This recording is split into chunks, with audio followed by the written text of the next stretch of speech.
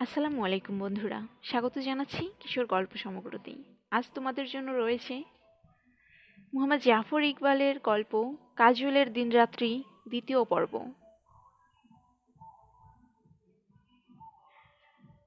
আম্মু একটা বড় নিঃশ্বাস ফেলে বললেন, কাজল বাবা শোন, তোর জানা দরকার, আমি ঠিক করেছি তোর আব্বুকে আমি ছেড়ে চলে যাব। আমি চিৎকার করে উঠলাম, কি বলছো আম্মু? হ্যাঁ। কেন? তোর আব্বুর সাথে বিয়ে হয়েছে 20 বছর। 20 বছরের বিয়ে কেউ এমনি এমনি ছেড়ে চলে যায় না। কারণ আছে কাজল। আমার মনে হলো আমি যেন ভালো করে কিছু শুনতে পাচ্ছি না। কোনো মতে বললাম, কি হয়েছে আম্মু? স্বামী স্ত্রীর মাঝে সম্পর্কের আসল ব্যাপারটি হলো বিশ্বাস।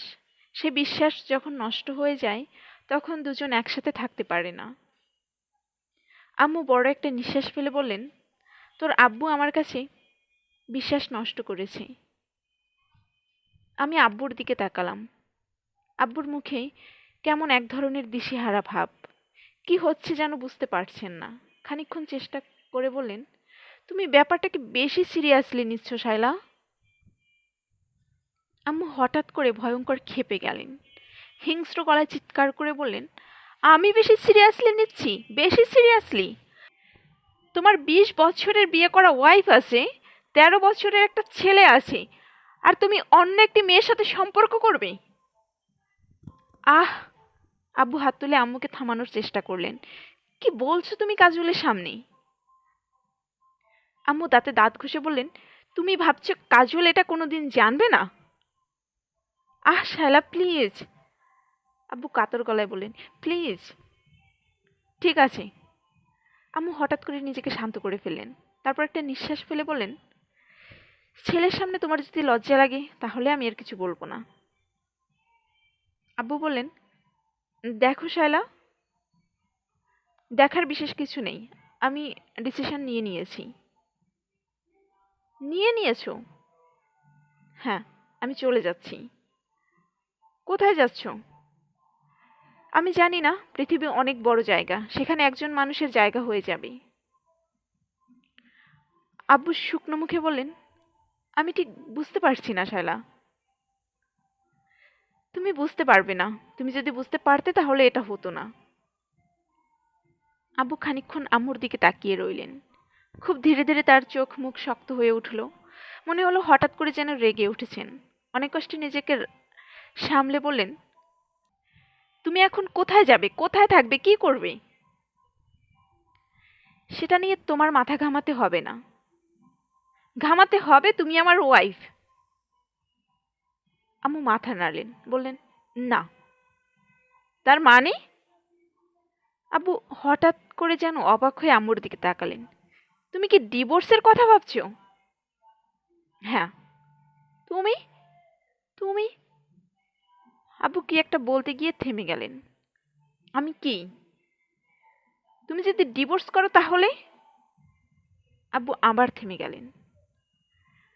তাহলে আমি তোমার সম্পত্তির কিছু পাবো না, এটা বলতে চাইছো? আব্বু মাথা নাড়লেন। আম্মু হাসার মতো ভঙ্গি করলেন, বললেন, তুমি সেটা নিয়ে দুশ্চিন্তা করো না। আমি একটা মানুষকে ঘেন্না করব কিন্তু তার টাকাকে ভালোবাসবে, সেটা হয় না। আমি তোমার টাকাকেও ঘেন্না করি। আব্বু কেমন যেন অবাক হয়ে আম্মুর দিকে তাকিয়ে রইলেন। আম্মু বললেন, গুড লাক আলতাফ, আমি যাচ্ছি। আব্বুর চেহারায় প্রথমবার এক ধরনের ভয়ের চিহ্ন ফুটে উঠল। কয়েকবার ইতস্তত করে বললেন, আর কাজলের কি হবে? কাজল? আম্মু যেন হঠাৎ করে আমার কথা মনে পড়ল। আমার দিকে ঘুরে তাকালেন, তারপর বললেন, আমাকে মাফ করে দিস বাবা, আমার কিচ্ছু করার নেই। এতক্ষণ আমি অবিশ্বাসের দৃষ্টিতে তাকিয়েছিলাম। হঠাৎ করে আমার দুই চোখ পানিতে ভরে গেল। আম্মু, আব্বু, লাইব্রেরি ঘর সবকিছু কেমন জানি ঝাপসা হয়ে গেল। আব্বু বললেন, কাজল তোমাকে ছাড়া কিভাবে থাকবে? প্রথম প্রথম কষ্ট হবে, তারপর অভ্যাস হয়ে যাবে। আম্মু হাসার মতো ভঙ্গি করে বললেন, মানুষ কি মারা যায় না? ধরে নাও আমি মরে গেছি। আম্মু তারপর দরজার দিকে হেঁটে আসতে শুরু করলেন। ঘরের মাঝে মাঝে এসে আব্বুর দিকে ঘুরে তাকালেন। তারপর বললেন, গুড বাই আলতাফ।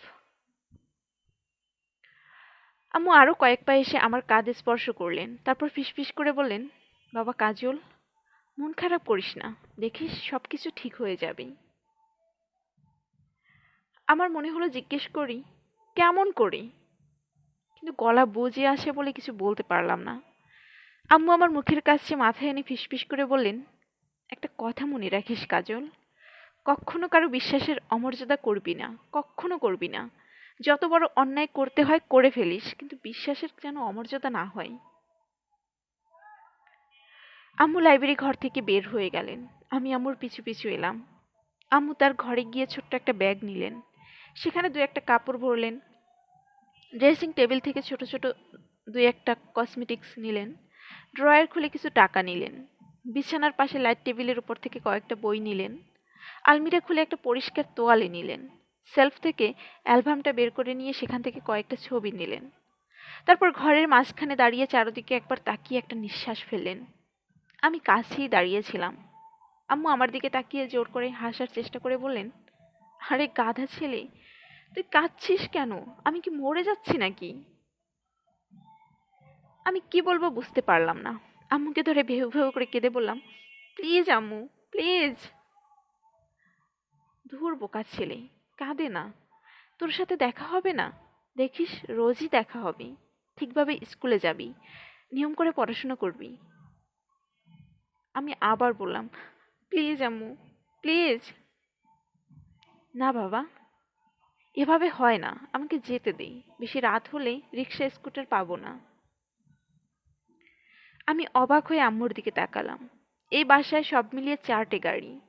আম্মু তার একটাও নেবে না? রিক্সা না হয় স্কুটারে করে যাবেন?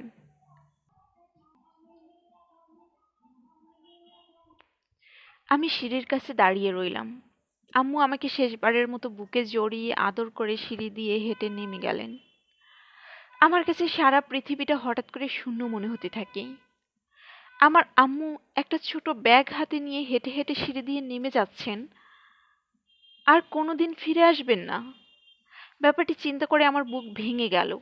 আমি ডুকরে কেঁদে ছুটে আমার ঘরে গিয়ে বিছানায় মুখ ঢেকে আছড়ে পড়লাম। হঠাৎ করে পৃথিবীর সবকিছু আমার কাছে অর্থহীন মনে হতে থাকে। আমি কয়েক মিনিট বিছানায় উপর হয়ে পড়েছিলাম। হঠাৎ করে আমি উঠে বসলাম। আমি কি আম্মুর সাথে চলে যেতে পারি না? আম্মু কোথায় থাকবেন জানি না, কিন্তু আমিও কি তার সাথে থাকতে পারি না? আমি আমার ঘরের চারদিকে তাকালাম।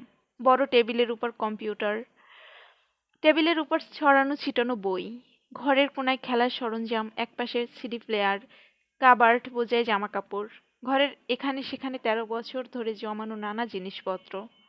এর কোনটা রেখে আমি কোনটা নেব? আমি ব্যাকপ্যাকটা টেনে কাবার্ড খুলে হাতের কাছে যে প্যান্ট আর টি শার্ট পেলাম সেগুলো ঢুকিয়ে ফেললাম। টেবিলের উপর থেকে প্রিয় কয়টা গানের আর কম্পিউটারের সিডি, ড্রয়ারের ভিতর থেকে ফটো অ্যালবামটা নিয়ে নিলাম। বিছানার নিচ থেকে জুতো জোড়া বের করে পরে নিয়ে দরজা খুলে বের হয়ে গেলাম। সিঁড়ির ওপরে আব্বু পাথরের মূর্তির মতো দাঁড়িয়েছিলেন। আমাকে দেখে অবাক হয়ে তাকালেন। আমি আব্বুর দিকে তাকিয়ে বললাম, আব্বু, আমিও যাচ্ছি। কোথায় যাচ্ছ? আম্মুর সাথে। আব্বুর মুখ দেখে মনে হলো যেন আমার কথাটা ঠিক বুঝতে পারছেন না, কিন্তু এখন আর সেটা বুঝিয়ে দেওয়ার সময় নেই। আমি সিঁড়ি দিয়ে ছুটে নামতে লাগলাম। আব্বু কয়েক মুহূর্ত কি করবেন বুঝতে না পেরে দাঁড়িয়ে রইলেন। তারপর চিৎকার করে ডাকলেন, কাজল, কাজল শোন! কিন্তু এখন আর শোনার সময় নেই। আম্মুকে যদি খুঁজে না পাই, একেবারে সর্বনাশ হয়ে যাবে। আমি ছুটে বাইরের দরজা খুলে বের হয়ে এলাম। ছুটতে ছুটতে গেটের কাছে আসতে আসতে দারোয়ানকে ইঙ্গিত করলাম গেট খুলে দিতে। সে গেট খুলে দাঁড়িয়ে রইল। আমি জিজ্ঞেস করলাম, আম্মু কোন দিকে গেছেন? দারোয়ান ডান দিকে হাত দিয়ে দেখালো। আমি যখন ছুটতে শুরু করছি তখন মনে হলো গেটের কাছে আব্বু, সিদ্দিক ভাই এবং অন্যরাও এসে দাঁড়িয়েছে। আমাদের এই এলাকাটা বড় লোকদের এলাকা। শুধু বড় লোক নয়, বাড়াবাড়ি বড় লোকদের এলাকা। তাই এই এলাকায় রিক্সা স্কুটার পাবার কোনো প্রশ্নই ওঠে না। হেঁটে হেঁটে বড় রাস্তায় গেলে হয়তো পাওয়া যেতে পারে। বড়লোকদের এলাকা বলে রাস্তা দিয়ে হেঁটে যাওয়া মানুষ বলতে গেলে নেই। আমি তার ভিতরে আম্মুকে খুঁজতে থাকি। মনে হলো বেশি দূরে একজনকে দেখা যাচ্ছে। এত দূর থেকে ভালো করে বোঝা যাচ্ছে না, কিন্তু মনে হলো আম্মু হতেও পারে। কাছে গিয়ে দেখি সেটি অন্য মানুষ। আমি আবার ছুটতে লাগলাম। বড় রাস্তায় এসে দুপাশে তাকালাম, কোথাও আম্মু নেই। হঠাৎ করে এক গভীর আশাভঙ্গে আমার বুক ভেঙে গেল। আমি আবার রাস্তার দুই পাশে তাকালাম। বেশ কিছু গাড়ি ছুটে যাচ্ছে, তার মাঝে একটি দুটি রিক্সা। এর কোনো একটিতে কি আম্মু আছেন? আমি কি ছুটে দেখব কোন দিকে ছুটে যাব, ডান দিকে না বাম দিকে? ছুটে না গিয়ে চিৎকার করে কি ডাকবো আম্মুকে? কিছু বোঝার আগেই আমি আবিষ্কার করলাম আমি গলা ফাটিয়ে চিৎকার করি, আম্মু, আম্মু! রিক্সাগুলোতে আম্মু থাকলে এখন নিশ্চয়ই আম্মু রিক্সা থামাবেন, কিন্তু কোনো রিক্সা থামলো না। তার অর্থ আম্মু চলে গেছেন। আমি আবার চিৎকার করে ডাকলাম। আমার গলা শুনে গাড়ি থেকে মানুষজন অবাক হয়ে আমার দিকে তাকালো, কিন্তু আম্মুকে আমি খুঁজে পেলাম না। আমার বুকের ভিতরটা ফাঁকা ফাঁকা লাগতে লাগলো। এখন আমি কি করব? আমি কি চিৎকার করে কাঁদবো? ঠিক তখন কে যেন পিছন থেকে আমার কাঁধে হাত রাখলো। আমি চমকে পিছনে তাকালাম। আম্মু দাঁড়িয়ে আছেন। আমার দিকে অবাক হয়ে তাকিয়ে আছে আম্মু। বললেন, কি হলো? এরকম ষাঁড়ের মতো চিৎকার করছিস কেন? আম্মু, তুমি? আমি আনন্দে চিৎকার করে বললাম, আমি ভেবেছিলাম তুমি চলে গেছো। চলে যাও কি এত সোজা? খালি রিক্সা আছে নাকি এদেশে? আম্মু ভুরু কুঁচকে বললেন, তুই কি করছিস এখানে? আমিও তোমার সাথে যাব। আম্মু ভুরু কুঁচকে বললেন, আমার সাথে যাবি? হ্যাঁ। তোর মাথা খারাপ হয়েছে? আমি মাথা নাড়লাম, বললাম, হ্যাঁ। আমি কোথায় থাকবো আমি নিজেই সেটা এখনো জানি না। আমি দাঁত বের করে হেসে বললাম, সেটা তোমার মাথা ব্যথা। তুমি যেখানে থাকবে আমি সেখানে থাকবো। আমাকে তুমি ফেলে দিতে পারবে না। আম্মু বললেন, কি মুশকিল! কিন্তু তার মুখে মুশকিলের কোনো চিহ্ন দেখা গেল না, বরং মুখটা কেমন যেন খুশি খুশি হয়ে উঠল। তবুও যেটুকু সম্ভব বিরক্তির ভান করে বললেন, তোকে নিয়ে কি যে মুশকিল! স্বাধীনভাবে একটা কাজ করতে পারি না। জন্ম দেওয়ার সময় মনে ছিল না? আম্মু খপ করে আমার কান ধরে বললেন, বেয়াদবের মতো কথা বলবি তো কান ছিঁড়ে ফেলবো। আরো কিছু ভালো ভালো ডায়লগ ছিল, কিন্তু কান বাঁচানোর জন্য এখন সেগুলো আর বলা গেল না।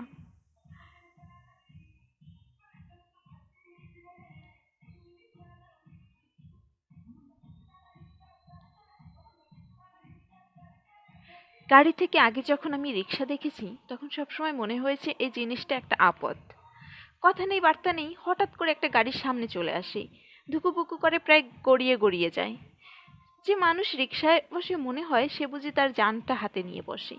কিন্তু আজকে আম্মার সাথে রিক্সায় বসে আমি অবাক হয়ে গেলাম। প্রথমত রিক্সাটা বেশ উঁচু, বসে বসে চারদিক দেখা যায়। রিক্সা যায় খুব চমৎকার একটা গতিতে, গাড়ির মতো হুশাস করে নয়, ধীরে ধীরে। রাস্তার পাশে সবকিছু খুঁটিয়ে খুঁটিয়ে দেখার একটা সময় পাওয়া যায়। সবচেয়ে বড় কথা, রিক্সায় বসতে খুব আরাম। সিটটা না নরম না শক্ত। হেলান দিয়ে বসলে নিজেকে কেমন জানি রাজা রাজা মনে হয়। একমাত্র খারাপ জিনিস হচ্ছে রিক্সাওয়ালাকে দেখা। রিক্সাটা টেনে নিতে মানুষটার নিশ্চয়ই খুব কষ্ট হচ্ছে, কিন্তু সেটা নিয়ে কিছু করার কথা নেই। আম্মু রিক্সায় বসে চারদিকে তাকাতে তাকাতে বললেন, কোথায় যাব এখনো ঠিক করতে পারছি না। কিছু ঠিক করতে না পারলে হোটেলে চলে যাব, কি বলিস? হোটেলে? আমি ইতস্তত করে বললাম, হোটেলে থাকতে টাকা লাগবে না? তোমার কাছে টাকা আছে? তুই কি ভেবেছিস আমার কোনো পয়সা কড়ি নেই? এ 2 রাত হোটেলে থাকার মতো টাকা ঠিকই আছে। এই 2 রাত হোটেলে থাকার মতো টাকা শেষ হবার পর কি করবেন সেটা জিজ্ঞেস করার ইচ্ছে ছিল, কিন্তু ঠিক সাহস হলো না। আম্মু বললেন, তোর নানা বাড়ি যেতে পারি, কিন্তু যখন শুনবে সবকিছু ছেড়ে ছুড়ে চলে এসেছি তখন তোর নানু হার্ট ফেল করতে পারে, কাজেই সেখানে যাওয়া ঠিক হবে না। তাহলে কোথায় যাবে? তোর আকরাম মামার বাসায়ও যেতে পারি, মনে আছে আকরাম মামার কথা? আমি মাথা নাড়লাম। বিপদের সময় সাহায্য করেছিলাম তো, সেজন্য মানুষটা একেবারে পাগল হয়ে আছে কিছু একটা করার জন্যই। বউটাও খুব ভালো, প্রথম কয়েকদিন সেখানে থাকা যাবেই। আমি কিছু বললাম না। আম্মু একটু পরে নিজেই বললেন, কিন্তু সেখানে যাওয়া মনে হয় ঠিক হবে না। আমি কিছু বললাম না। আম্মু একটু পরে নিজেই বললেন, কিন্তু সেখানে যাওয়া মনে হয় ঠিক হবে না। কেন আম্মু? কারণ মানুষটা বুঝতে পারবে না কেন আমি সব ছেড়ে ছুড়ে চলে এসেছি। আমাকে বোঝানোর চেষ্টা করবে আমি যেন ফিরে যাই। আমি এবারেও কিছু বললাম না। আম্মু বললেন, শাহানার কাছে যেতে পারি, সে আবার উল্টো কেস। পারলে আজ রাতেই একটা ডান্ডা নিয়ে বের হয়ে যাবে তোর আব্বুর মাথায় একটা বাড়ি দেওয়ার জন্যই। কথাটা বলে আম্মু একটু হাসলেন। আমি অবশ্য এর মাঝে হাসার মতো কিছু খুঁজে পেলাম না। আম্মু খানিকক্ষণ চুপ করে থেকে বললেন, সবচেয়ে ভালো হয় মাদুরির বাসায় গেলে। আমরা একসাথে ইউনিভার্সিটিতে গেছি। মাদুরি পৃথিবীর মাঝে সবচেয়ে ঠান্ডা মাথার মানুষ, আমার প্রাণের বন্ধু। তোমার প্রাণের বন্ধু? তাহলে তোমার সাথে কোনো যোগাযোগ নেই কেন? প্রাণের বন্ধু হলেই যোগাযোগ থাকতে হবে কে বলেছে?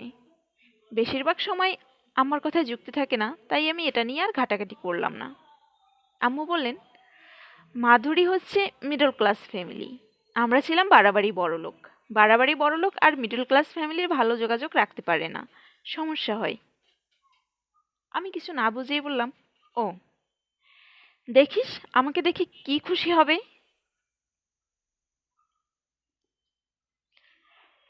সত্যি সত্যি আম্মুর প্রাণের বন্ধু মাধুরী খালা আম্মুকে দেখে খুব খুশি হয়ে উঠলেন। আম্মুকে জড়িয়ে ধরে ছোট বাচ্চাদের মতো লাফালাফি করতে লাগলেন। আম্মু নিজেকে ছাড়িয়ে নিয়ে বললেন, মাধুরী, কয়দিন তোর বাসায় থাকতে এসেছি। সত্যি? হ্যাঁ, সবকিছু ছেড়ে ছুড়ে ছেলেকে নিয়ে চলে এসেছি। এক মুহূর্তের জন্য মাধুরী খালার চোখে বিস্ময় উকি দিল, কিন্তু মাধুরী খালা সেটা সাথে সাথে গোপন করে ফেললেন। বেশ করেছিস। আম্মু বললেন, কেন ছেড়ে এসেছি জিজ্ঞেস করবি না?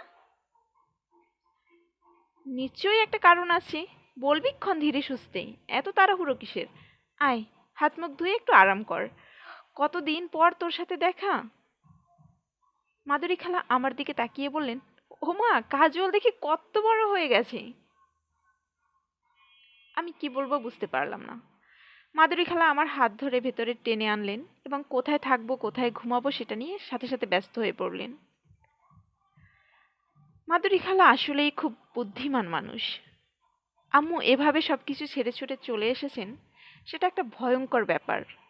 আম্মু বাইরে দিয়ে যতই শান্ত থাকার ভান করুক, ভেতরে খুব অশান্তিতে ছটফট করছেন। কাজেই আম্মুর দরকার একটা নিরিবিলি ঘর, যেখানে আম্মু একা একা বসে পুরো ব্যাপারটা ভাবতে পারবেন। মাধুরী খালা সেজন্যে প্রথমেই আম্মুর জন্য আলাদা একটা ঘরের ব্যবস্থা করে দিলেন। বাসা ছোট, বাড়তি কোনো ঘর নেই, সেজন্যে আমার শোয়ার ব্যবস্থা হলো বসার ঘরের মেঝেতে। আম্মু বললেন, তার প্রয়োজন হবে না, আমি তার সাথেই ঘুমোতে পারবো। আমি শেষবার কবে আম্মুর সাথে ঘুমিয়েছিলাম মনে নেই। এত বড় একজন মানুষ মায়ের সাথে ঘুমাবে চিন্তা করে আমার রীতিমতো লজ্জা লাগতে লাগলো। একটু সময় পরেই আমার নিজের ঘরটার জন্য মনটা আকুপাকু করতে থাকি। আমার বড় বিছানা, মাথার কাছে ডেস্কের উপর ছড়ানো ছিটানো বই, টেবিলের উপর আমার কম্পিউটার, ইন্টারনেট কানেকশন দেয়া, সিডি প্লেয়ারে গান, সেলফে রাজ্যের যত সায়েন্স ফিকশন আর রহস্য উপন্যাস। মনে হতে লাগলো এর যে কোনো একটার জন্যে আমি এখন আমার জীবন দিয়ে দিতে পারবো। কিছুক্ষণের মাঝেই আমার কৌশিকের সাথে পরিচয় হলো। মাধুরী খালাদের একটা ছেলে আর একটা মেয়ে।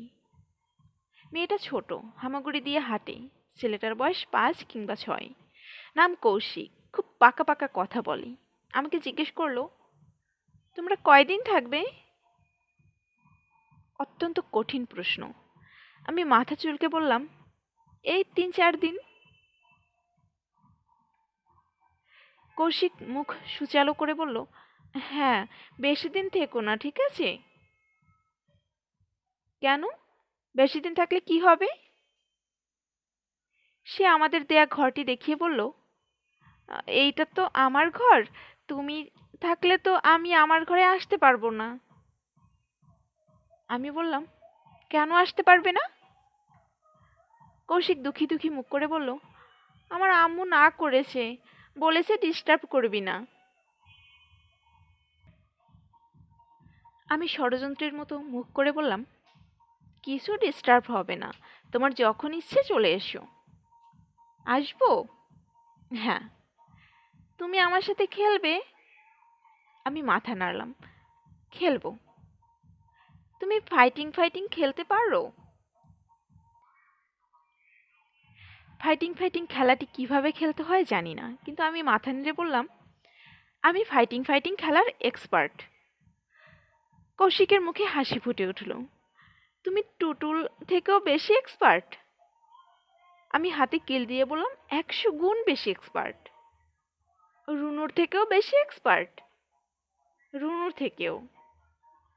কৌশিক একটা দীর্ঘশ্বাস ফেলে বলল, রুনুর সাথে আমার জন্মের আড়ি হয়ে গেছে।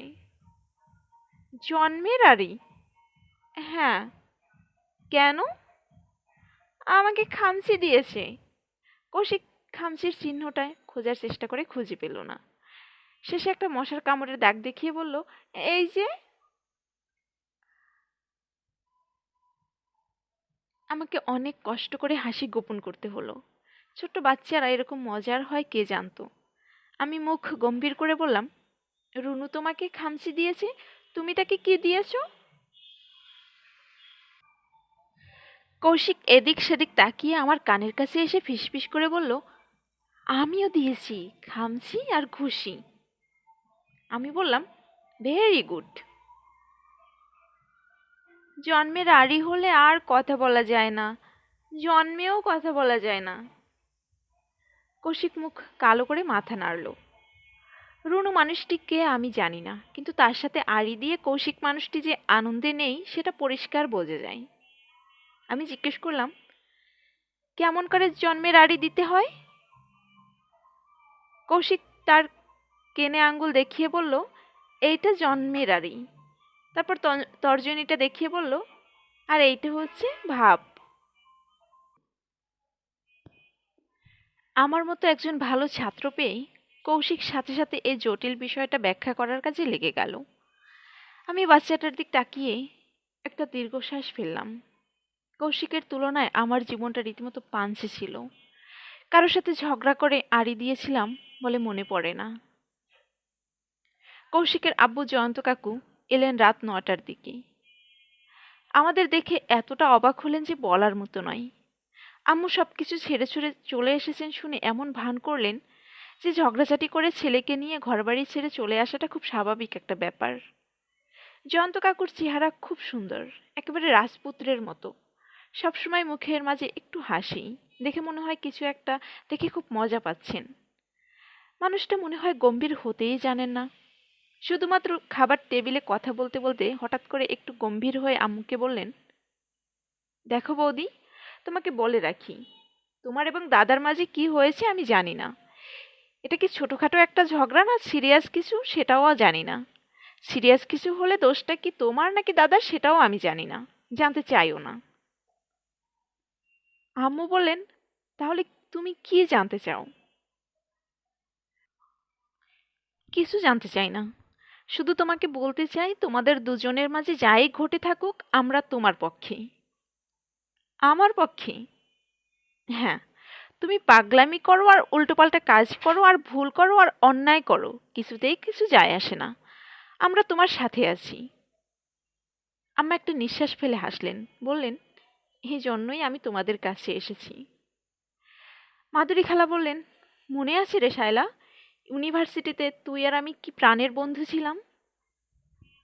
আম্মু মাথা নাড়লেন, হ্যাঁ মনে আছে। একবার দোতলার বারান্দা থেকে হাউস টিউটরের মাথার উপর পানি ঢেলে দিয়েছিলাম। হ্যাঁ। মাধুরী খালা হাসতে হাসতে বললেন, লাবণীর রুম থেকে যে একবার চিনি চুরি করলাম মনে আছে? আম্মু একটা নিঃশ্বাস ফেলে বললেন, কি মজার একটা লাইফ ছিল তাই না? হ্যাঁ, তোরা আমাদের বাসায় আসা ছেড়ে দিলি কেন? মাধুরী খালা বললেন, তোরা একরকম গাছে মাছি বড়লোক হয়ে গেলি। কেমন করে আসি বল? আম্মু ভ্রু কুঁচকে বললেন, বড়লোকের সাথে আসা যাওয়ার কি সম্পর্ক? মাধুরী খালা মুখ টিপে হেসে বললেন, আছে, সম্পর্ক আছে। কি সম্পর্ক? যেমন মনে কর, যখন তোদের বাসায় বেড়াতে যাই, গেটের সামনে রিক্সা থেকে কিংবা স্কুটার থেকে নামি, তখন দারোয়ান এইরকম চোখ পাকিয়ে তাকায়। মনে করে গরিব আত্মীয় স্বজন টাকা ধার চাইতে এসেছে, ভিতরে খবর দিতে চায় না, ধানাই পানাই করে। আমার মুখটা একটু লাল হয়ে উঠল। আস্তে আস্তে বলল, আমাকে বলিসনি কেন? তোকে কি বলবো? দারোয়ান ধানাই পানাই করছে, ওকে রাখাই হয়েছে সেজন্যে, ফালতু মানুষকে আটকানোর জন্যে। সে তার ডিউটি করেছে। তোরা খবর পেলে তার চাকরি যাবে, তাতে লাভটা হবে কি? আম্মু কোনো কথা না বলে একটা দীর্ঘ নিঃশ্বাস ফেললেন। আমি মাধুরী খালা আর জয়ন্ত কাকুর মুখের দিকে তাকিয়ে হঠাৎ করে বুঝতে পারলাম যে আসলেই এটা সত্যি। আমাদের বাসায় আম্মু আব্বু কিংবা আমার সাথে যারা দেখা করতে আসে, তাদের সবার গাড়ি আছে। যাদের গাড়ি নেই, তাদের আমাদের বাসায় কারোর সাথে দেখা করতে আসলেই খুব কঠিন ব্যাপার।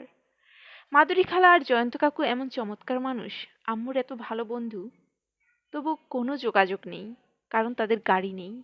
কি আশ্চর্য! খাবার টেবিলে খেতে খেতে আম্মু বললেন, জয়ন্তদা আর মাধুরী, তোদের একটা কাজ করে দিতে হবে। কি কাজ? আমার আর কাজলের জন্য একটা বাসা খুঁজে দিতে হবে। মাধুরী খালা বললেন, এত তাড়াহুড়ো কিসের? আছে, তাড়াহুড়ো আছে। জয়ন্ত কাকু বললেন, ঠিক আছে, খুঁজে দেব। কত বড় বাসা? ছোট। আম্মু খুব শক্ত করে বললেন, খুব ছোট এবং সস্তা। জয়ন্ত কাকু বললেন, তুমি থাকতে পারবে বৌদি? পারবো। কোন এলাকা চাও? কাজলের স্কুলের কাছাকাছি?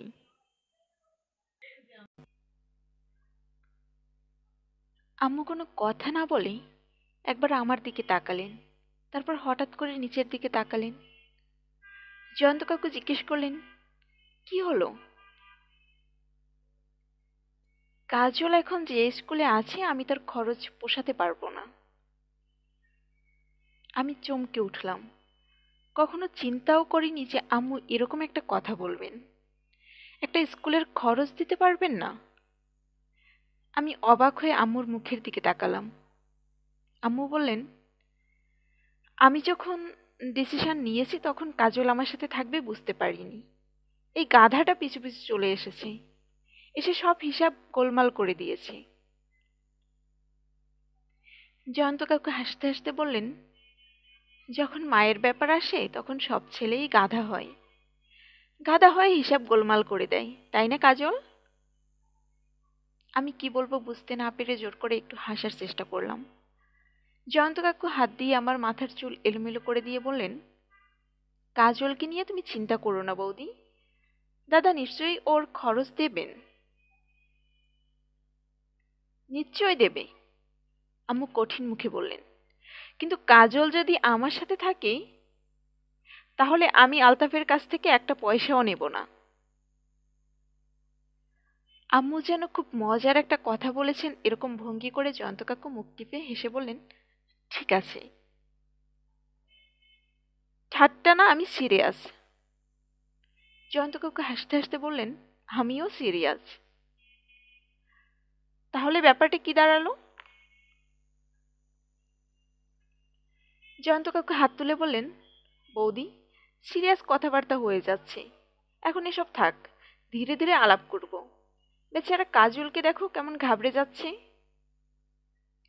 আসলেই টাকা পয়সা খরচ, বাসা ভাড়া, বেতন, স্কুল, এসব শুনে আমার কেমন যেন ভয় ভয় লাগতে থাকে। তবু জোর করে মাথা নেড়ে বললাম, না না, আমি ঘাবড়াইনি।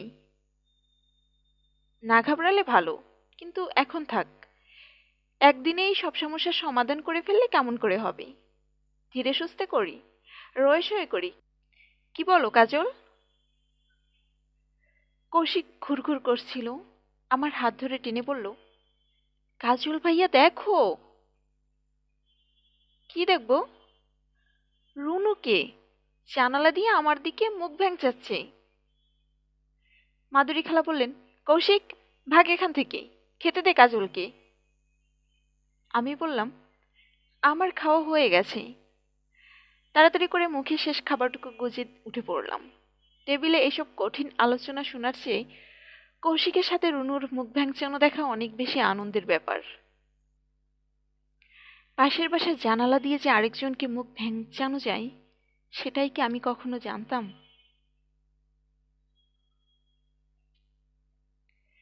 রাত্রিবেলা বিছানায় শুয়ে শুয়ে আম্মু বললেন, বুঝলি কাজল, আজ থেকে আমাদের একটা নতুন জীবন শুরু হলো। আমি অপরিচিত একটা জায়গায় শুয়ে আছি। আগের পরিচিত জায়গায় কখনো ফিরে যাব না। ব্যাপারটা গ্রহণ করতেই আমার সমস্যা হচ্ছে। আম্মু বললেন, তুই এভাবে আমার সাথে চলে আসবি বুঝতে পারিনি। বুঝতে পারলে কি করতে আম্মু? বুঝতে পারলেও এটাই করতাম। তোর আব্বু যেটা করেছে সেটা হচ্ছে একজন মানুষকে সবচেয়ে বেশি কষ্ট দেয়া। এত কষ্ট পাবার পর আর থাকা যায় না। এখন আমরা কি করব আম্মু? নতুন একটা লাইফ শুরু করব। সেটা হবে অন্যরকম লাইফ। মাধুরী খালা আর জয়ন্ত কাকু আর কৌশিকের মতো অনেকটা, কিন্তু তারা তো লাকি, তাদের পুরো ফ্যামিলি আছে। আমাদের তো পুরো ফ্যামিলি থাকবে না, ভাঙা ফ্যামিলি, তুই আর আমি। আব্বু এখন কি করবে আম্মু? আম্মু কিছুক্ষণ চুপ করে থেকে বললেন, জানি না। মানুষটার সাথে 20 বছর সংসার করলাম, অথচ এখন মনে হচ্ছে মানুষটাকে চিনি না। কি করবে বুঝতে পারছি না। আব্বু যদি এসে বলে তোমাকে ফিরে যাবার জন্যে, তাহলেই? বলবে না। তুমি কেমন করে জানো? আমি জানি। আম্মু নিঃশ্বাস ফেলে বললেন, আমি যে আলতাফ নবীকে বিয়ে করেছিলাম, এই মানুষটা তার থেকে ভিন্ন। একজন মানুষ যখন জীবনে খুব সাকসেসফুল হয়, তখন সে অন্যরকম হয়ে যায়। কিরকম হয়ে যায়? জীবনে কোনটা বেশি গুরুত্বপূর্ণ সেটা ধরতে পারে না। মনে কর, মনে করে। কি মনে করে? আম্মু একটা নিঃশ্বাস ফেলে বললেন, মনে করে জীবনের সবচেয়ে গুরুত্বপূর্ণ ব্যাপার হচ্ছে টাকা। তোর আব্বু যে আমার সাথে এরকম একটা ব্যবহার করতে পারলো, তার কারণ কি জানিস? কি? তোর আব্বু জানে আমার কোনো টাকা পয়সা নেই, আমি পুরোপুরি তার উপর নির্ভর করে আছি। তাই সে যেটা ইচ্ছে করতে পারে, আমাকে সেটা সহ্য করতে হবে। আমি ভয় ভয়ে বললাম, তোমার টাকা পয়সা আছে?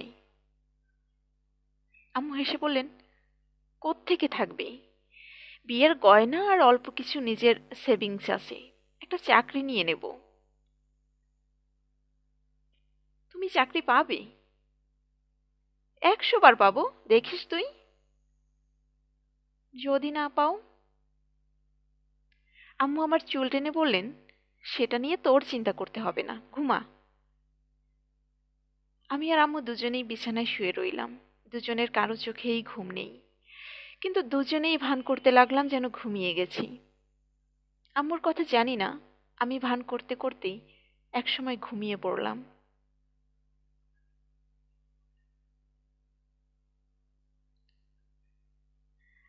আমাদের নতুন বাসাটা আমি যে ঘরে থাকতাম তার চাইতে ছোট। মগবাজারের কাছে 4 তলায় একটা ছোট্ট বাসা। মানুষ কেমন করে এত ছোট বাসায় থাকতে পারে কে জানে। আম্মুর মন খারাপ হচ্ছে কিনা বুঝতে পারছি না, মুখ দেখে কিছু বোঝা গেল না। বাসাটা কয়েকবার ঘুরে ফিরে দেখে বললেন, কি ছিমছাম বাসা দেখেছিস? পুরো বাসাটাতেই 2টা রুম এবং একটা বাথরুম। ছোট এক চিলতে বারান্দা আছে, সেখান থেকে রাস্তা দেখা যায়। রান্নাঘরটা এত ছোট যে দুজন মানুষ পাশাপাশি দাঁড়াতে পারে না। ছিমছাম বলতে আম্মু নিশ্চয়ই বোঝাচ্ছেন ছোট। তবে বাসাটার মাঝে পুরনো ভাবটা নেই, মনে হয় নতুন তৈরি করে মালিক ভাড়া দিয়েছে। জয়ন্ত কাকু হাসি হাসি মুখে বললেন, বৌদি, তোমাদের বাসা তো হয়েছে, এখন চলো। কোথায়? আমাদের বাসায়। আস্তে আস্তে ফার্নিচার, বাসনকুসন, বিছানাপত্র কিনে এসে উঠবেই, কোনো তাড়াহুড়ো নেই। কি বলছো জয়ন্তদা? সারা জীবন আমি স্বপ্ন দেখেছি একটা বাসায় থাকবো যেখানে কোনো ফার্নিচার নেই। এই হচ্ছে সুযোগ। একটা জায়গায় থাকার জন্য মিনিমাম কিছু জিনিস লাগে, আমি আর কাজল মিলে কিনে নেব। আমাকে লিস্ট করে দাও, আমি ধীরে সুস্থে কিনে দেব। হুম। আম্মু মাথা নেড়ে বললেন, নতুন একটা সংসার পাচ্ছি, এর মজাটাই হচ্ছে সেগুলো লিস্ট করে নেওয়া। জয়ন্ত কাকু বললেন, তুমি যে কোনটাতে মজা পাও আর কোনটাতে মজা পাও না সেটা বোঝা খুব মুশকিল। আম্মু হেসে বললেন, পুরো ব্যাপারটা হচ্ছে পিকনিকের মতো। পিকনিকের একটা আলাদা আনন্দ আছে না? কাজেই জয়ন্ত কাকু চলে যাবার পর আমরা আমাদের পিকনিকের জীবন শুরু করলাম। আম্মু বললেন, শুধু তোর পড়াশোনার জন্য একটা চেয়ার আর ডেস্ক কিনতে পারি, তাছাড়া কোনো ফার্নিচার কেনা হবে না। ঘুমাবো কোথায়? ফ্লোরে। ফ্লোরে ঘুমানোর মজা অন্যরকম। ফ্লোরে ঘুমালে কেউ গড়িয়ে পড়ে যায় না, আর মনে হয় পুরো ঘরটাই বিছানা। তুমি কেমন করে জানো? আমি ঘুমিয়েছি না। যখন ছোট ছিলাম, ঈদের সময় সবাই আসতো, তখন ফ্লোরে টানা বিছানা করা হতো, সেখানে শুয়ে ঘুম, কি মজাটাই না হতো। আম্মুর মুখে হাসি দেখে মনে হলো আসলেই ব্যাপারটা আনন্দের। এতদিন আমাদের লাইফ ছিল একরকম, যা দরকার তার সব কিছু ছিল, যা দরকার না তারও সব কিছু ছিল। আম্মু গম্ভীর হয়ে বললেন, এখন থেকে লাইফটা হবে অন্যরকম। কিরকম হবে? এক্সপেরিমেন্ট করে দেখা হবে সবচেয়ে কম কি কি জিনিস দিয়ে থাকা যায়। সবচেয়ে কম? হ্যাঁ। একটা কাগজ আর কলম নিয়ে আয়, দেখি লিস্ট করে। ভাগ্যিস বের হবার সময় আমি আমার ব্যাকপ্যাকটা নিয়ে বের হয়েছিলাম, ভিতরে কাগজ আর কলম দুইই আছে। আম্মু বলতে লাগলেন, আর আমি লিখতে লাগলাম। 2টা তোশক, 2টা চাদর, 2টা বালিশ আর 2টা মশারি, 2টা তোয়ালি, সাবান, টুথপেস্ট এবং চিরুনি, প্লাস্টিকের বালতি এবং মগ, 2টা থালা, 2টা গ্লাস, 4টি বাটি এবং একটি চাকু, 2টা ডেকচি, একটা সসপ্যান এবং কয়েকটা চামচ, বাসন ধোয়ার সাবান, দিয়াশলাই, চাউল, ডাল, পেঁয়াজ, রসুন, গুঁড়া মশলা, লবণ এবং তেল, 4টা ডিম, আধা কেজি আলু, গুঁড়ো দুধের কৌটা, চায়ের টি ব্যাগ, চিনি এবং রুটি, ঝাড়ু এবং ময়লা ফেলার ডাস্টবিন। আম্মু লিস্টটা দেখে খুব খুশি হয়ে বলেন, দেখেছিস কি কমপ্লিট লিস্ট, সব কিছু আছে। রাতে ডিনার করতে পারবি, সকালে নাস্তা করতে পারবি, ইচ্ছে করলে বিকেলে চা পর্যন্ত খেতে পারবি। এগুলো কিনবে কি করে? সেটা আবার সমস্যা নাকি? আয় আমার সাথে। কাজী আমি আর আম্মু সারা দুপুর ঘুরে ঘুরে আমাদের নতুন সংসারের জিনিসপত্র কেনাকাটা করলাম। দুপুরে একটা ফাস্ট ফুডের দোকানে খেয়ে নিলাম। কেনাকাটা করা নিশ্চয়ই খুব পরিশ্রমের ব্যাপার, যে খিদে পেয়েছিল সে আর বলার মতো নয়। সন্ধেবেলা আম্মু হইচই করে রান্না করতে শুরু করলেন। আমি আম্মুকে কখনো রান্না করতে দেখিনি, কিন্তু দেখলাম বেশ ভালোই রান্না করতে পারেন। প্রথম দিন বলে মেনুটা খুব সহজ, ভাত, আলু, ডিমের তরকারি এবং ডাল। আমিও আম্মুকে সাহায্য করলাম। তারপর ঘরের মেঝেতে খবরের কাগজ বিছিয়ে যখন খেতে বসেছি, তখন জয়ন্ত কাকু আর মাধুরী খালা তাদের বাচ্চাদের নিয়ে বেড়াতে এলেন। আমাদের নতুন বাসার প্রথম মেহমান, হাতে মিষ্টির প্যাকেট। আম্মু তাদের খাওয়ার জন্য জোরাজুরি করলেন। তারা খেয়ে এসেছেন বলে শুধু চেখে দেখে খুব ভালো রান্না হয়েছে বলে সার্টিফিকেট দিলেন। খাওয়ার পর মাধুরী খালা আর আম্মু মিলে থালা বাসন ধুয়ে চা তৈরি করে আনলেন। কেউ মগে, কেউ গ্লাসে করে চা খেলো, সাথে জয়ন্ত কাকুর মিষ্টি। আমি সারা জীবনে কোনো কিছু খুব শখ করে খেয়েছি বলে মনে পড়ে না, কিন্তু আজ সবকিছু খুব মজা করে খেলাম। এর কারণটা কি কে জানে। জয়ন্ত কাকুরা চলে যাবার পর আমরা দুজন দুটি বিছানা করে মশারি টানিয়ে শুয়ে পড়লাম। সকালে ঘুম ভাঙল খুব ভোরেই। কেউ একজন বেল বাজাচ্ছে। আমি ঘুম ঘুম চোখে দরজা খুলে দেখি আমাদের নতুন বাসায় দ্বিতীয় মেহমান এসেছেন, আমার আব্বু। আব্বু কিছুক্ষণ দরজায় দাঁড়িয়ে রইলেন, তার চোখে এক ধরনের বিস্ময়। আমি বললাম, আব্বু তুমি? আব্বু কোনো কথা না বলে ভেতরে ঢুকলেন। ভেতরে বসার কোনো চেয়ার নেই। আব্বু এদিক সেদিক ঘুরে ঘরের এক কোণায় দাঁড়িয়ে পড়লেন। আম্মু মশারির ভেতর থেকে মাথা বের করে বললেন, কি ব্যাপার? এতক্ষণ লক্ষ্য করিনি যে আব্বুর হাতে একটা রংচঙে খবরের কাগজ। আব্বু সেটা আম্মুর দিকে ছুরি দিয়ে প্রায় ধমক দিয়ে বললেন, এসব কি? আম্মু অবাক হয়ে বললেন, কি সব কি? এই ট্যাবলয়েডে কি ছাপা হয়েছে? আম্মু বললেন, কি ছাপা হয়েছে? আমার সম্পর্কে আজে বাজে কথা। কে দিয়েছে এইসব খবর? আম্মু ট্যাবলয়েডটা খুললেন। প্রথম পৃষ্ঠাতে আব্বুর ছবির পাশে সিনেমা নায়িকার মতো দেখতে একটি মেয়ের ছবি। তার নিচে বড় বড় করে লেখা, শিল্পপতির অনৈতিক কার্যকলাপ, স্ত্রী পুত্র নিখোঁজ। আম্মু খবরটিতে চোখ বুলিয়ে সরিয়ে রাখলেন। ভেতরে কি লেখা আছে পড়ার উৎসাহ দেখালেন না। খবরটা পড়ার জন্য আমি মরে যাচ্ছিলাম, কিন্তু এখন সেটা করা উচিত হবে কিনা আমি বুঝতে পারলাম না। আব্বু গলা উঁচিয়ে জিজ্ঞেস করলেন, তুমি এসব বলেছ খবরের কাগজের মানুষদের? আম্মু শীতল গলায় বললেন, না। তাহলে তারা এসব কোথা থেকে জানলো? আম্মু হঠাৎ কেমন জানি তেলে বেগুনে জ্বলে উঠলেন। তীক্ষ্ণ গলায় অধৈর্য স্বরে বললেন, দেখো আলতাপ, আমি তোমাকে এখানে ডাকিনি, তুমি নিজে থেকে এসেছ। আমরা একসাথে 20 বছর ছিলাম, সবকিছু ছেড়ে ছুড়ে চলে এসেছি। 4 দিন পর এসে আমাদের ভালো মন্দ কিছু জানতে চাইলে না, এসে চিৎকার শুরু করে দিলে। কিন্তু যা করবে নিজের দায়িত্বে করবে।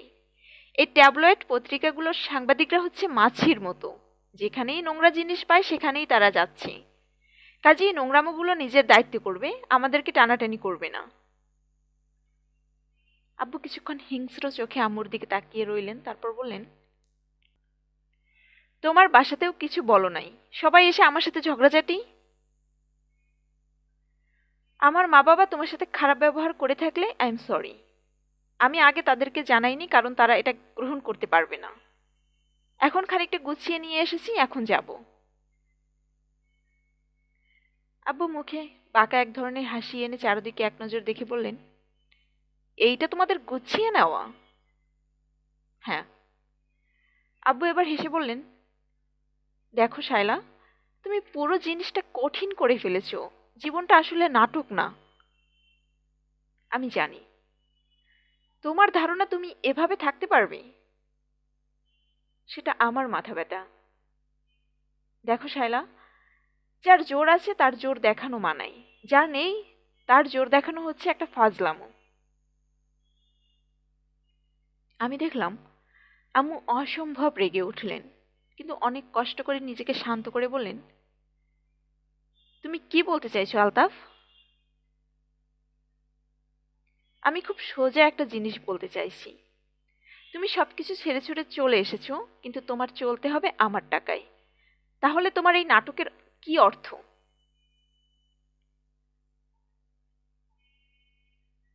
আম্মু ভ্রু কুঁচকে বললেন, আমি তোমার টাকায় চলবো?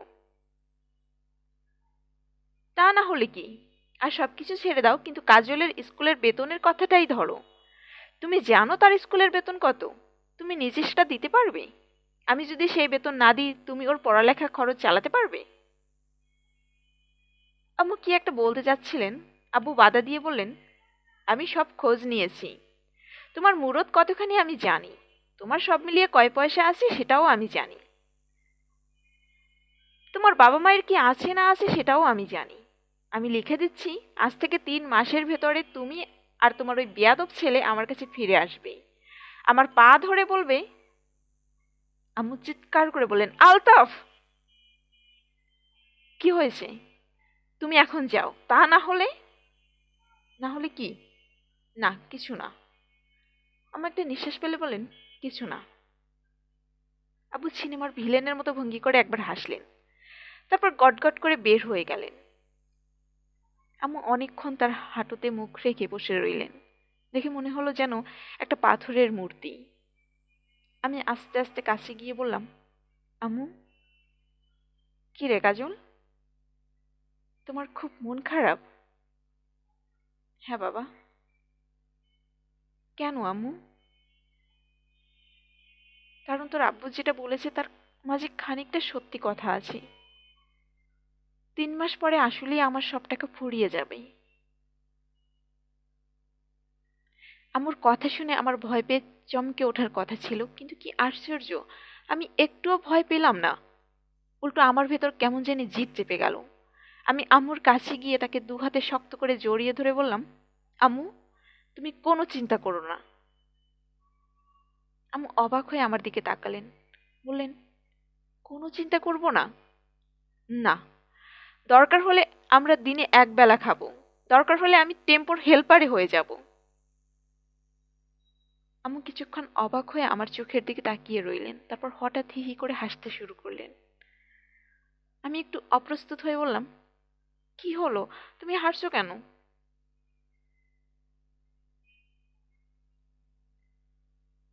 তুই টেম্পোর হেল্পার হয়ে চিৎকার করছিস, Farmgate, Farmgate, Farmgate, তারপর লাফ দিয়ে চলন্ত টেম্পোতে উঠে যাচ্ছিস, সেই দৃশ্যটা চিন্তা করে। আমি মুখ শক্ত করে বললাম, তুমি ভাবছো দরকার হলে আমি পারবো না?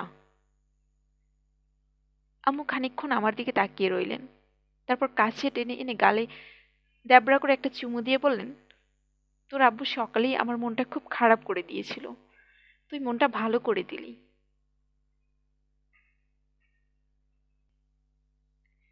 আমি গাল মুছতে মুছতে বললাম, সেটা বলার জন্যে তোমার এইরকম দ্যাবড়া করে চুমু দিতে হলো? আমি কত বড় হয়েছি তুমি জানো? জানি। আম্মু মুখ টিপে হাসলেন, সেই জন্যই তো দিচ্ছি, কয়দিন পর তো আর দিতে দিবি না। আমি মশারির রশিগুলো খুলতে খুলতে বললাম, তোমার প্রথম কাজ কি জানো? কি? আমাকে ছোটখাটো একটা বাংলা মিডিয়াম স্কুলে ভর্তি করে দেয়া, যেখানে স্কুলের বেতন কম। আম্মু আমার চোখের দিকে তাকিয়ে বললেন, তুই পারবি? আমি বুকে থাবা দিয়ে বললাম, 100 বার পারবো। ঠিক কি কারণ জানি না, আমার মনে হতে থাকে পৃথিবীতে আমার অসাধ্য কোনো কাজ নেই। আমি আগে মনে হয় সবসময় লুতুপুতু একটা ছেলে ছিলাম, এখন হঠাৎ করে মনে হয় কঠিন একটা বড় মানুষ হয়ে যাচ্ছি।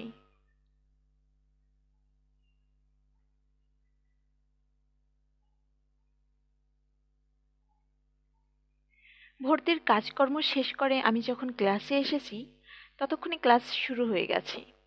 ক্লাস টিচার একজন মোটাসোটা মহিলা আমার দিকে তাকিয়ে বললেন, ও তুমি আমাদের নতুন ছাত্র, ভাঙা বছরের ছাত্র? আমি মাথা নাড়লাম। ক্লাস টিচার মুখ সুচালো করে বললেন, বছরের মাঝখান থেকে ক্লাস শুরু করা খুব কঠিন, জানো তো? আমি মাথা নাড়লাম, বললাম, জানি। যাও ক্লাসে বসো।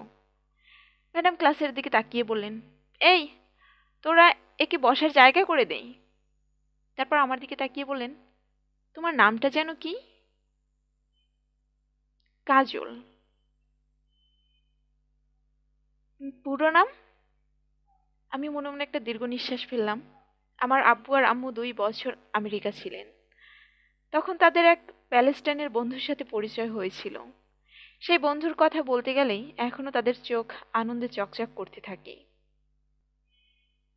এবং সেই বন্ধুটি আমার জীবনের সবচেয়ে বড় সর্বনাশ করে দিয়ে গেছে। আমার আব্বু আর আম্মু তার নামে আমার নাম রেখেছেন, যে নামটি প্যালেস্টাইনে হয়তো খুব সুন্দর একটা নাম, কিন্তু এই দেশে এই নামটা একটা যন্ত্রণা ছাড়া আর কিচ্ছু না। কেউ আমার নাম জিজ্ঞেস করলে আমি কাজল বলেই পাশ কাটিয়ে যাওয়ার চেষ্টা করি, কিন্তু আজ আর রেহাই নেই বলে মনে হলো। ক্লাসের অন্য কেউ শুনতে না পারে সেভাবে বললাম, ফাওয়াজ নবী। ম্যাডাম ভ্রু কুঁচকে বললেন, কি নবী? ফাওয়াজ নবী। ম্যাডাম এবারও বুঝতে পারলেন না, কানটা আমার দিকে এগিয়ে দিয়ে বললেন, ফা ফাওয়াজ। এবং আমি দীর্ঘশ্বাস ফেলে নামটা বানান করে দিলাম। ম্যাডাম কিছুক্ষণ রেজিস্ট্রি খাতায় আমার নামের দিকে তাকিয়ে বললেন, ভেরি ইন্টারেস্টিং নেম। আমি এই চ্যাপ্টারটা যত তাড়াতাড়ি সম্ভব শেষ করে দেওয়ার জন্যেই দ্রুত মাথা নেড়ে ক্লাসের দিকে এগিয়ে গেলাম। মাঝে মাঝে একটা বেঞ্চ খালি আছে, সেখানে বসে যাওয়া যাবে। আমার আগের স্কুলের তুলনায় এই স্কুলটা একেবারেই সাদাসিধে। রং ওঠা দেয়াল, পুরনো বেঞ্চ, বিবর্ণ ব্ল্যাকবোর্ড। ছেলে মেয়েগুলো অবশ্যই অন্যরকম। ঠিক কোন জিনিসটা অন্যরকম আমি সেটা ঠিক ধরতে পারলাম না। আমি যার পাশে বসেছি সে আমার দিকে মাথা এগিয়ে নিচু গলায় বলল, ফাওয়াজ আবার কিরকম নাম? প্যালেস্টাইনের। প্যালেস্টাইনের নাম বাংলাদেশে দিয়ে লাভ আছে? আমি মাথা নেড়ে বললাম, নাই। ছেলেটা একটু গরম হয়ে বলল, তাহলে? আমি বললাম, আমি নাম রেখেছি নাকি?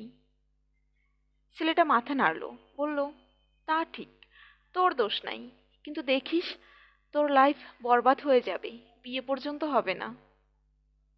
আমি ছেলেটার দিকে তাকালুম। ইয়ার কি মারছে না, বেশ গুরুত্ব দিয়েই কথা বলছে। আমি নিচু গলায় জিজ্ঞেস করলাম, তোমার নাম কি? ছেলেটা একটা দীর্ঘশ্বাস ফেলে বলল, কিংসুক চৌধুরী। বাহ, কি সুন্দর নাম। কিংসুক আমার দিকে চোখ পাকিয়ে বলল, তোর কাছে সুন্দর মনে হলো? কেন, তোমার পছন্দ না? না, আমার বাবা মা দুজনেই কবি, সেজন্য আমার এই অবস্থা। কপাল ভালো আমি মেয়ে হয়ে জন্মাইনি, তাহলে আমার নাম রাখা হতো কিংবদন্তি। চিন্তা করতে পারিস? আমি মাথা নাড়লাম, বললাম, না, কিংসুক নামটি বেশ, কিন্তু কিংবদন্তি কি কারো নাম হতে পারে? কিংসুক আমার কানের কাছে মাথা এনে বলল, আমাকে সবাই কি ডাকে জানিস? কি? কেউ ডাকে কিংকং, কেউ ডাকে অসুখ, অন্যেরা ডাকে হিংসুক। কিংসুক থেকে হিংসুক। আমি মুখ টিপে হাসলাম। কিংসুক চোখ পাকিয়ে বলল, তুই হাসছিস যে? তোকে ছেড়ে দেবে ভেবেছিস? আমি মাথা নাড়লাম। আমি জানি আমাকেও ছেড়ে দেবে না। আমাদের মোটাসোটা ম্যাডাম বললেন, কি হলো, ক্লাসে এত কথা কেন? ক্লাসে নানা জায়গায় যেরকম ছোট ছোট কথাবার্তা শুরু হয়েছে সেগুলো হঠাৎ করে থেমে গেল। আমরাও চুপ করে গেলাম। মোটাসোটা ম্যাডাম অ্যালজেব্রা পড়াতে শুরু করলেন।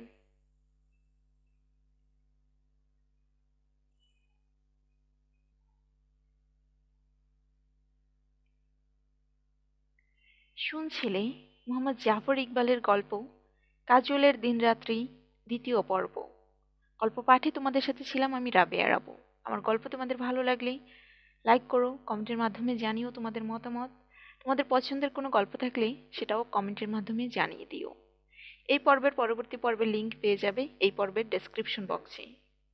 আমার পরবর্তী গল্প পেতে আমার চ্যানেলটা সাবস্ক্রাইব করে পাশে থেকো। গল্পের নোটিফিকেশন সাথে সাথে পাবার জন্য পাশে থাকা বেল বাটনে প্রেস করে দিও। সবাই ভালো থেকো, সুস্থ থেকো, নিজের এবং পরিবারের সবার খেয়াল রেখো। আমার জন্য দোয়া করো। আল্লাহ হাফেজ।